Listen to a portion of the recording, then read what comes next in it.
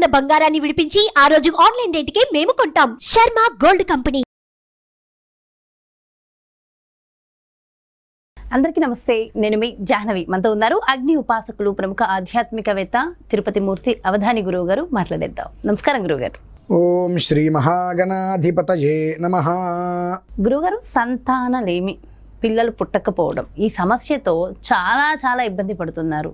అటు కేవలం స్త్రీలనే కాదు, పురుషులు కూడా. అంటే వివాహం అయింది అంటే వెంటనే కావాల్సింది సంతానమే కదా. మరి ఆ సంతానం లేకపోవడం వల్ల ఇంకా స్త్రీలలో రకరకాలుగా వచ్చేటటువంటి ఆరోగ్యకర వాతావరణానికి సంబంధించి కానీ, అసలు జాతకపరంగా ఆధ్యాత్మికంగా కారణాలు ఏముంటాయి? వాటికి సొల్యూషన్స్ ఖచ్చితంగా ఉంటాయంటారా? పిల్లలు లేని వారికి పిల్లలు పుట్టే అవకాశం ఉంటుందంటారా? జ్యోతిష్యం, వైదికం, ఆధ్యాత్మికంగా మనం చూసినట్లయితే పిల్లలు కలగట్లేదు అనటానికి ప్రధానమైన కారణాలు నాగదోషం, పితృదోషం. ఇటువంటివి ఉన్నప్పుడు సంతానం కలగటం చాలా అసంభవం. ఒకవేళ ఏదైనా కలిగే పరిస్థితి వస్తే ఎక్కువగా గర్భస్రావాలు అవుతూ ఉంటాయి, ఎక్కువగా గర్భస్రావం అవుతూ ఉంటుంది. లేదు అంటే ఏదో ఒక కారణం చేత వైకల్యంతో జన్మించడం అనేటువంటివి జరుగుతూ ఉంటాయి. ఇవి కేవలం కూడా ఈ యొక్క పితృదోషాలు, నాగదోషం, సర్పదోషం ఇటువంటివి సంబంధించి.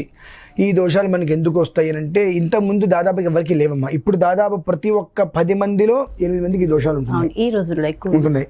వాళ్ళు చేసేటువంటి కొన్ని అఘాయిత్య పనులు, వీళ్ళు దూరంగా ఉన్నప్పుడు కొన్ని వాడేసేసి వాటిని పడేస్తుంటారు ఎక్కడ పడితే అక్కడ. ఈ కాకులు అవి ఏవో తినే పదార్థాలను కొని తీసుకెళ్ళి వాళ్ళ చెట్ల మీద పెట్టుకుంటే ఆ ఒక్క దీనికి ఆ గుడ్లు చచ్చిపోతూ ఉంటాయి. భ్రూణ హత్య తెలియకుండా చేయటం ఏం కాదమ్మా.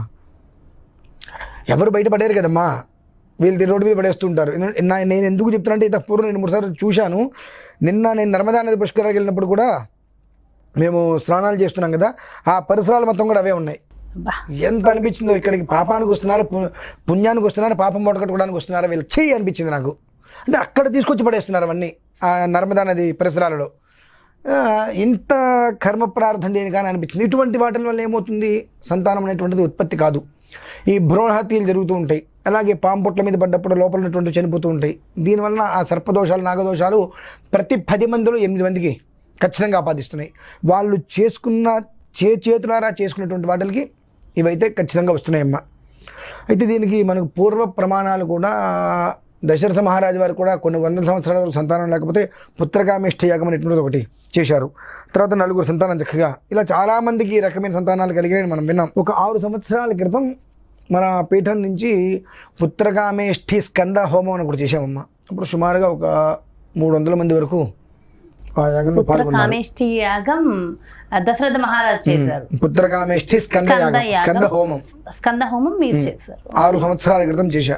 ఒక 300 మంది వరకు అప్పుడు సంతానం కోసం వచ్చారు.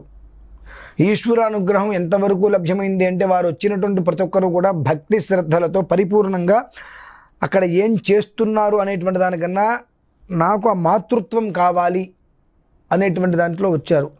అది కూడా చూశాను చాలామందిని. పాపం గర్భస్రావాలు అయిపోవటం, సంవత్సరాల తరబడి వివాహం కాకపోవటం, ఇంటి వాళ్ళు బయట వాళ్ళు సూటిపోటి మాటలు, ఎక్కడైనా ఏదన్నా సీమంతం జరుగుతుంటే దగ్గరికి రానివ్వకపోవటం, నువ్వు వేస్తే వాళ్ళకి రకరకాలుగా. నాకు అది చాలా కష్టం అనిపించేది వింటుంటే. దీనికి తరుణోపాయం ఏంటని ఆలోచిస్తుంటే నాకు కనిపించి ఒక 6 సంవత్సరాల క్రితం నేను చేయటం జరిగింది. ఒక 300 మంది వరకు పైనే వచ్చారు. 270 మందికి చక్కటి ఫలితం కలిగిందమ్మా. చాలా సంతోషంగా చెప్పుకున్నారు, గురుగారు మాకు ఇలా కలిగిందండి అని చెప్పి. సంతోషం అమ్మా అనుకున్నా. ఖచ్చితంగా రేపు 26వ తారీఖు వైశాఖ బహుళ తదియ, అంటే మనకు రేపు అక్షయ తృతీయ. ఖచ్చితంగా రేపటికి 15 రోజులు, బహుళ తృతీయ. ఆ రోజు ఖచ్చితంగా 6 సంవత్సరాలు పూర్తవుతుంది అనే ఒక ఉద్దేశంతో మరలా ఆదివారం అన్నీ వచ్చినాయి కదా, ఆ రోజునాడు ఆ ఒక్క మహాకృతం మళ్ళీ చేద్దాం. ఎంతమంది అయితే ఒక చిన్న ప్రశ్న అడగచ్చా గురుగారు? సాధారణంగా ఇప్పుడు నాకైతే మైండ్ లో ఉంది, దాదాపు అందరికి ఉండొచ్చు. 300 మంది అంటే ఇలా అడుగుతుందని మరోలా అనుకోకండి. 300 మందికి చేయిస్తే 270 మందికి ఫలితం, మరి ఇంకా 30 మందికి ఎందుకు కాలేదు? దానికి రీజన్స్ ఏముంటాయి? కర్మ ప్రార్థనలు. ఇప్పుడు 10 మంది వస్తే 10 మందిలో 8 మంది భక్తిగా రావచ్చు, ఒక 2 ఏం జరుగుతుందో తెలుసుకోవడానికి రావచ్చు, నిజమా అబద్ధం అనుకోవడానికి రావచ్చు. వాళ్ళు ఏ నమ్మకంతో వస్తారో ఆ నమ్మకం నిజమవుతుంది. నిజంగా నమ్మి అక్కడ ఇన్వాల్వ్ అయిన వాళ్ళందరికీ ఫలితం ఆ 270 మందిని ఎందుకు చెప్తున్నానంటే అందులో సుమారుగా చాలా మందికి నేను పేర్లు పెట్టా. చాలా మందికి పేర్లు పెట్టా. మరి ఒకటే అన్నారు, మీరు ఫలానా పేరు చెప్పండి గురుగారు, ఆ పేరుతో మేము పిలుచుకుంటామన్నారు. ఎందుకంటే ఇన్ని సంవత్సరాలు ఎదురు చూస్తున్నప్పుడు ఆ ఒక్క హోమంలో కూర్చొని ఆ యజ్ఞ ప్రసాదం తీసుకున్నాం, చక్కటి సంతానం కలిగిందని. మిగిలిన వాళ్ళకి ఎందుకు రాలేదు అని అంటే ఇది జరిగేది ఏంటి, ఏం చేస్తున్నారు, ఇది నిజమా అబద్ధమా, దీనికి ఒక చిన్న ఇది కూడా చెప్తానమ్మా, మళ్ళీ ముందుకు తీసుకెళ్తాను. ఒక ఆయన ప్రవచనం చేస్తున్నారు, అక్కడ వర్షాలు లేవు, చాలా ఇబ్బందులు పడుతున్నారు. సరే ఆయన ఏమన్నారంటే రేపు ఉదయం గొడుగులు తెచ్చుకోండి అని అన్నారు. రేపు ఉదయం వర్షం వస్తుంది, గొడుగులు తెచ్చుకోండి అన్నట్ట. ఇంత ఎండల్లో వర్షం వస్తుందా? ఆయన చెప్పారుగా నమ్మాలి. వర్షం వస్తుంది ఇంత ఎండలో? రాదు. ఎవ్వరు గొడుగులు తెచ్చుకోరా, వర్షం రాలా, అందరూ వెళ్ళిపోయారు. 2 పిల్లలు మాత్రం గొడుగులు తెచ్చుకొని అక్కడే కూర్చున్నారు. సాయంత్రానికి చక్కటి వర్షం పడింది. అది నమ్మకం అమ్మా. అంటే జరుగుతుందా అనుకుంటే ఏది జరగదు కదా, ఆ నమ్మకం అనేటువంటిది ఉండాలి. అట్లా అంతమంది ఆ నమ్మకంతో వచ్చారు, చక్కగా ఆ ఒక్క యజ్ఞ ప్రసాదంతో చక్కటి ఆనందాన్ని అనుభవించారు. అదే విషయాన్ని దృష్టిలో ఉంచుకొని ఇప్పుడు కూడా అటువంటివి ఎన్నో పరిస్థితులు మనం చూస్తూనే ఉంటాం. ఇంజెక్షన్స్ అని చెప్పి నానా రకాలుగా మందులు తింటాలు ఇవన్నీ చేస్తూ ఉంటారు, ఎంతో ఖర్చులు పెట్టి. కానీ ఆ మంత్రం అనేటువంటిది భగవంతుడు ఇచ్చి ఉన్నాడు. అపాం గర్భం వ్యదధాత్ పురుత్రా చక్షుష పితా మనసా హి ధీరో ఘృతమేనే అజనన్నమానే. ఇలా చాలా మంత్రాలు ఇచ్చారమ్మా. మాతరంచ పుత్రంచ విగర్భంచ జరాయుచ అనుకుంటూ ఆ వేదంలో తల్లి తనుముకే తల్లడిల్లేటువంటి స్త్రీమూర్తులు ఎవరైతే ఎంతమంది అయితే ఉంటూ ఉంటారో వారికి ఆ సంతానం దొరకక నానా రకాల వివిధ ప్రయత్నాలు చేసి ఎన్నో రకాల ఖర్చులు పెట్టి ఒళ్ళంతా గుచ్చి సూదులు పెట్టి గుచ్చించుకొని ఎన్నో రకాల టెస్టులు చేసుకొని ఇబ్బంది పడేటువంటి వారికి ఆ ఒక్క స్కంద అంటే పుత్రగామేష్ఠి స్కంద హోమం చేస్తున్నప్పుడు ఆ స్కందమాత స్కందుడు వారిచ్చేటువంటి అనుగ్రహం ఏమిటి అని అంటే వంశవృద్ధి. ఆ దృష్టిలో ఉంచుకొని మళ్ళీ రేపు 26వ తారీఖు రోజు నాడు మళ్ళీ ఎంతమంది అయితే ఇబ్బందిగా పడేటువంటి వారు ఉన్నారో అక్కడికి ఎంతమంది అయితే ప్రత్యక్షంగా రాగలుగుతారో, ఎవరైతే నమ్మకంతో ఖచ్చితంగా ఈ ఒక్క ప్రసాదము వలన ఆ యజ్ఞంలో పాల్గొనడం వలన నాకు వంశవృద్ధి కలుగుతుంది, మాతృత్వం అనుభూతిని నేను పొందగలను అని ఎవరైతే నమ్మి వస్తారో వారందరికీ కూడా ఖచ్చితంగా లభ్యమవుతుందమ్మా. దీనికి వాళ్ళు చేయవలసింది ఏమిటి అని అంటే ఉదయం 9-9:30 కల్లా అక్కడికి వచ్చేటట్టుగా ఉండాలి. వస్తూ నల్ల నువ్వులు తెల్ల నువ్వులు బెల్లము కలిపి చిమ్మిరి తీసుకురావాలి. ఆ చిమ్మిరి మనం ఇట్లా చేత్తో ఉండలు చేసుకుంటూ వస్తే ఒక 60 ఉండలు రావాలి. ఇది 1/2 కిలో ఉండొచ్చు, తక్కువ ఉండొచ్చు, ఎక్కువ ఉండొచ్చు. కాక ఉండలు చేస్తే ఒక 60 ఉండలు ఖచ్చితంగా రావాలి. అది ఒకటి తీసుకోవాలి. తర్వాత 2 తమలపాకులు, 2 అరటిబళ్ళు, 100 గ్రాములు బియ్యం, ఒక 1/2 కిలో నెయ్యి, 1/2 కిలో బెల్లం, ఈ 6 తీసుకొస్తే చాలమ్మా. కేవలం ఈ 6 తీసుకుని 9:30 కల్లా వస్తే అక్కడ ఆ యజ్ఞ పాయసం ఏదైతే ఉంటుందో అది చేసేటువంటి సమయంలో వీరందరి చేత ఆ బియ్యం అందులో వేయిస్తాం మనం. అయుంగాయుంగాన్ ముష్టీన్ కరోతి అంటారు. ముష్టి ఇలా ఆ బియ్యం ఇలా పట్టుకోవాలి కవర్లో, అంటే మంత్రంతో ఆ బియ్యం ఇలా పట్టుకోవాలి. ఆ లోపల ఉండాలి, బయటకు కనిపించకుండా. ఎన్ని వస్తే అన్ని. ముష్టి అంటే మనం ఇలా పట్టేసుకుంటాం, ఇలా పట్టుకున్నా ఉంటే ఆ లోపల ఉన్న బయటకు కనిపించకుండా ఉండేటువంటిది. అలా పట్టుకొని ఆ గిన్నెలో మనం ఆ మంత్రం జరుగుతుంటుంది. అది తీసుకోవటం 6 సార్లు అందులో వేయటం. ఆ బియ్యంతో అక్కడ అగ్నిహోత్రం లోపలే ప్రసాదం అందడం జరుగుతుంది. తర్వాత ఈ ఒక్క చిమ్మిరి నెయ్యి ఏవైతే ఉంటుందో దాంట్లో హోమం చేయడం జరుగుతుంది. ఆ హోమం చేసేటువంటి పరిస్థితుల్లో సంపాతి ఆద్యం తీస్తాం. ఆ సంపాతాద్యంతో వీరందరికీ కూడా యజ్ఞ పాయసాన్ని ప్రసాదంగా ఇవ్వడం జరుగుతుంది. దాంతోపాటుగానే ఒక వెండి నాగ పడిగి కూడా ఇవ్వడం జరుగుతుంది. దాన్ని ఇంటికి తీసుకువెళ్ళి 7 మంగళవారాలు 7 ఆదివారాలు నేను ఒక మంత్రం ఇస్తా. ఈ గర్భస్థ దోషాలు మొత్తం నిర్వీర్యమైపోయి గర్భం నిలిచేందుకు ఉండేటువంటి మంత్రం ఇస్తాను. ఆ మంత్రంతో అయితే ఉంటుంది ఆ విగ్రహం చిన్నది, అది దగ్గర పెట్టుకొని పాలు చిన్నగా వింటే 8 నిమిషాలు పడుతుంది, కొంచెం వేగంగా వింటే 4 నిమిషాలు 3 నిమిషాలు, చక్కగా కనీసం ఒక 20 నిమిషాలు 10 నిమిషాలు టైం పెట్టుకుని దానికోసం ఆదివారం ఆ నాగబడికి పెట్టుకొని ఆ మంత్రం వింటూ దాని మీద శుభ్రంగా పాలు పోసేసి తర్వాత శుభ్రంగా తుడిచి గంధం బొట్టు పెట్టేసేసి అంత చిమ్మిరి పెట్టి అది ప్రసాదంగా మళ్ళీ తీసేసుకోవటం. ఆ పాలు మొక్కల్లో కాస్త తీర్థించుకొని మొక్కల్లో పోసేసేయటం. తర్వాత బియ్య పిండి పంచదార యథాశక్తిగా వాళ్ళకి 1/4 కిలోన 1/2 కిలోన వాళ్ళ ఓపిక తీసుకొని పుట్ట మన చుట్టూ దగ్గర పాము పుట్టలు ఉన్నాయి, ఆ పాము పుట్టల చుట్టూతా చల్లి రావాలమ్మా. 7 మంగళవారాలు 7 ఆదివారాలు. ఎప్పుడైతే మీరు ఈ వారం చల్లేశారు, వచ్చే వారం మళ్ళీ చల్లారు, అవతల వచ్చే వారం చల్లారు, మీరు చల్లినటువంటి ఒక పంచదార బియ్యం కలిపి చల్లినటువంటి ప్రదేశంలో పుట్టలుగా ఎక్కడైతే మీకు లేస్తున్నాయి, ఆ చీమల ఆహారం తినేస్తూ పుట్టలు కట్టుకుంటాయి అక్కడ. ఎప్పుడైతే అది పుట్టలు మొదలైన మీరు చూశారో వెంటనే కన్సీవ్ అవుతున్నారని చెప్పి దానికి మూలం. 2 ఆ యజ్ఞ పాయసం, యజ్ఞ ప్రసాదం, ఇది ఈ యొక్క పుత్రగామేష్ఠి స్కంద హోమం పూర్తయిన తర్వాత ఆ సంపాతాద్యంతో కూడుకున్నటువంటి యజ్ఞ ప్రసాదం తీసుకున్న వారికి 40 నుంచి 120 రోజులమ్మ సమయం. అంతే, 40 నుంచి 120 రోజుల సమయం ఖచ్చితంగా కన్సీవ్ అవుతారమ్మా. వివాహమైంది ఒక 10 సంవత్సరాలు అయింది, సంతానం కలగట్లేదు, లేదా 3 ఏళ్ళు అయింది సంతానం కట్టలేదు, 12 ఏళ్ళు అయింది సంతానం కట్టలేదు, ఎన్ని సంవత్సరాలు అయినా సరే ఆ 26వ తారీఖు రోజు నాడు ఆదివారం కూడా అయింది మళ్ళీ తృతీయ అని అంటేనే తోడు. తృతీయ అంటే తోడు, అంటే ఇద్దరు ఉంటాం, ఇద్దరికి తోడు 3వ వ్యక్తి కదండి. ఇద్దరికి వివాహం అయింది అని అంటే తోడు బంధం బలపడాలంటే ఖచ్చితంగా సంతానం కావాల్సింది. తృతీయ అనేటువంటిది 3.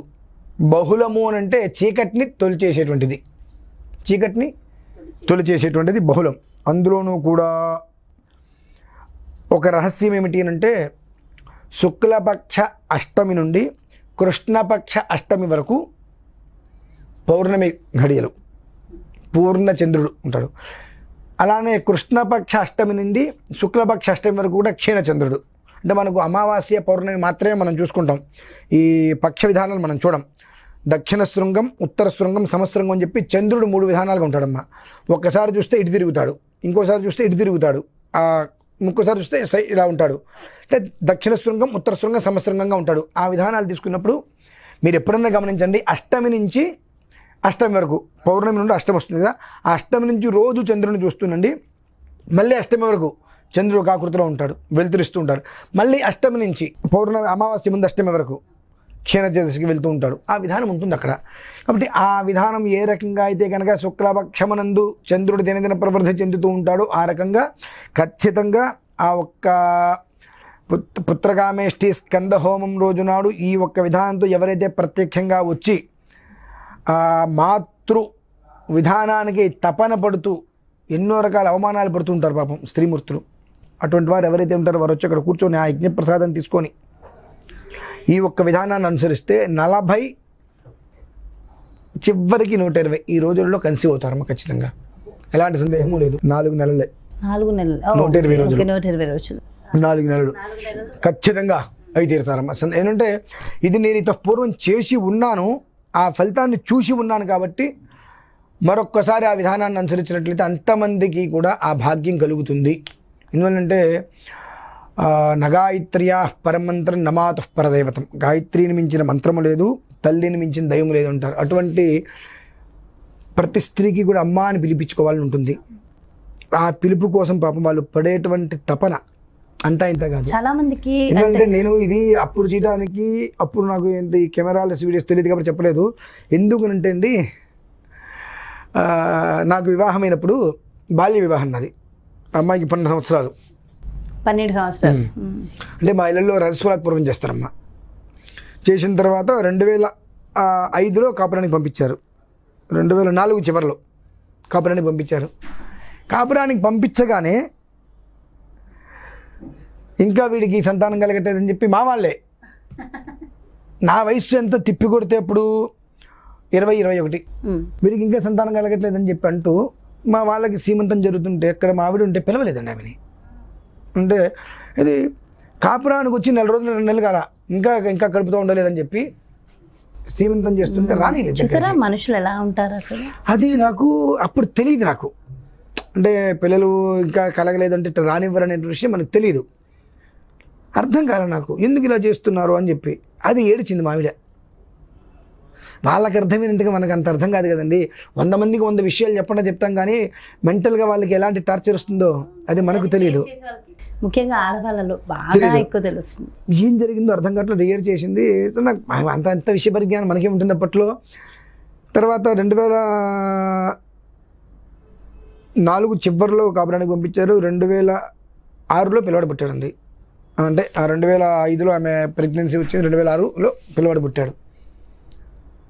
ఈ 2005లో అంటే ఆమె కాపురానికి పంపించిన తర్వాత 7 నెలలకో ఎట్లా ఆమె ప్రెగ్నెన్సీగా ఉంది. ఈ లోపు ఎన్నిసార్లు ఎన్ని రకాల మాటలు అన్నారో నాకు తర్వాత అర్థమైంది అనమాట. ఇప్పుడు ఇంకా బాగా అర్థమవుతుంది. అప్పుడు ఎంత పడ్డా తర్వాత అర్థమైంది. ఎట్లా అనుకోకుండా ఇప్పుడు ఏదైనా ఒక ఇబ్బంది వచ్చి వారం రోజులు డేట్ ఆగితే టెస్ట్ చేయించుకురాపు, టెస్ట్ చేయించుకొస్తే నెగిటివ్ వచ్చేది. ఇక అంతనే ఇంట్లో అందరూ దేనికి ఇక పిల్లలు పట్టరు, ఇది ఇంతే, దేనికి పిలవద్దంటే నాకు అర్థమయ్యేది కాదు. అదేమో ఏడ్చేది. అది నాకు కొన్ని సంవత్సరాల క్రితం తర్వాత అర్థమైంది. అంటే ఇంత మానసిక ఆవేదన ఉంటుందా అని చెప్పి.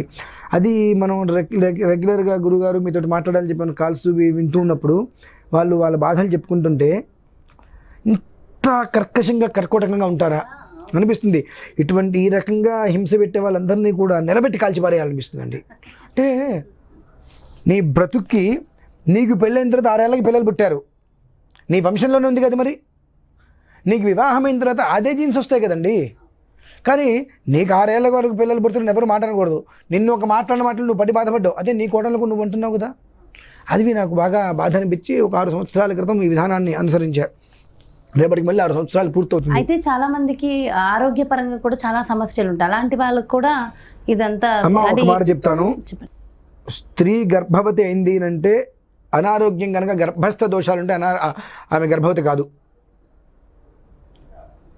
అనారోగ్యం ఉంటే గర్భానికి సంబంధించిన ఏదైనా అనారోగ్యం కనుక ఉన్నట్టయితే ఆమె గర్భవతి కాలేదు. ఆమె గర్భవతి అయింది అంటే దోషాలు పోయినట్టే కదా. అంటే నాగదోషము, సర్పదోషము, ఇటువంటివి కాలసర్పదోష యుక్తాలు ఇటువంటివి శరీరాన్ని ఆపాదించే కదా ఇబ్బంది పెట్టేది. అటువంటివి దోషాలు నిర్వీర్యం అయితేనే కదా. ఆ నిర్వీర్యం అవ్వటం కొరకే ఆ రోజున విశేషంగా అది ఖచ్చితంగా అక్షయ తృతీయకి 15వ రోజు అండి. మళ్ళీ కాబట్టి ఆ రోజు ప్రత్యేకంగా నిర్వహిస్తున్నారు. అండ్ చాలా చాలా మంచి శుభవార్త చెప్పారు అందరికీ. నేను ఆ బాధ నాకు తెలియకపోయినా నా భార్య అనుభవించిందండి. అది 2000 సంవత్సరంలో వివాహమైంది. వివాహం అవడానికి ముందు ఆమె పెద్ద మనిషి కాలేదు, వివాహమైంది. తర్వాత ఒక 4 సంవత్సరాలకి పంపించారు. ఈ 6 నెలలు ఆమెకి ప్రెగ్నెన్సీ అయ్యే లోపు ఎన్ని మాటలు ఇంట్లో మనిషి తెలిసిన వాళ్ళు సీమంతం చేస్తుంటే మనం తెలిసిన వాళ్ళే కదా అని వెళ్తే అక్షతలు వేయలేదండి. అందరూ చూస్తున్నాను, నేను వస్తున్నారు, గాజులు వేస్తున్నారు, బొట్టు పెడుతున్నారు, అక్షతలు ఉంటే ఏమి వస్తుంటే వెళ్తా, నువ్వు అక్కడ ఆగు. నాని కళ్ళలోంచి వెంటనే గరగర కుళాయి తిప్పేసింది. మనకేం అర్థమవుతుంది? ఎందుకు ఇప్పుడు దాన్ని ఏమన్నారు, ఒక నిమిషం ఆగమన్నారు, ఎంతమంది ఉన్నారు కాబట్టి ఆగమని ఉంటారు, ఎందుకు ఏడుస్తుంది అర్థమయ్యేది కాదు. అది తెలిసిన రోజు నాడు అంటే ఎందుకు చెప్తానంటే వాళ్ళ మొహం చుట్ట మనిషి నేను. అంటే అప్పటికి వాళ్ళకి పెళ్ళిన తర్వాత 6వ సంవత్సరం పిల్లలు ఆమె గడుపుతూ ఉంది. వాళ్ళకి వివాహం అయిన తర్వాత 6వ సంవత్సరంలో గడుపుతూ ఉంది ఆమె. ఏది వివాహం అయిన తర్వాత 6వ సంవత్సరంలో ఆమెకి కడుపుతోంది, సీమంతం చేస్తున్నారు. నాకు అమ్మాయిని కాపురానికి పంపించేంత 6 నెలలు 5 నెలలు కాలేదు. అంటే ఇంతకాలం నువ్వు ఆ మానసిక ఆవేదన అనుభవించి ఇవాళ ఆ మనిషిని నిన్న కాకుండా అనుభవించిన వాళ్ళే మళ్ళీ ఎలా బాధ పెట్టబోతుంది అనేటప్పటికీ నాకు ఆ విషయ పరిజ్ఞానం వచ్చిన తర్వాత మాట్లాడట మనిషిని నా భార్య నువ్వు బాధ పెట్టావా. సో అలాంటి బాధ ఇంకా ఏ స్త్రీకి రాకూడదని ఇలాంటి చేస్తున్నారు. చాలా చాలా సంతోషం గురుగారు, థ్యాంక్ యూ సో మచ్, నమస్కారం. చూసారు కదండి, మరి ఇది సంతానం లేదు అని బాధపడవలసిన అవసరం లేదు. ఎవరైతే అక్కలు చెల్లెళ్ళు ఉన్నారో వాళ్ళందరికీ కూడా సంతానం కలగడానికి గురువుగారు నిర్వహించేటటువంటి ప్రత్యేకమైన హోమానికి సంబంధించి వివరాలు ఎక్స్ప్లెయిన్ చేశారు కదా. సో డీటెయిల్స్ కావాలంటే వెంటనే క్రింద డిస్ప్లే అవుతున్నటువంటి నెంబర్స్కి కాల్ చేయండి. ఎలాంటి బాధ ఎవరు పడవలసిన అవసరం లేదు. మరో ప్రత్యేకమైన కార్యక్రమంతో మళ్ళీ మీ ముందుకు వచ్చేస్తాను. నమస్కారం.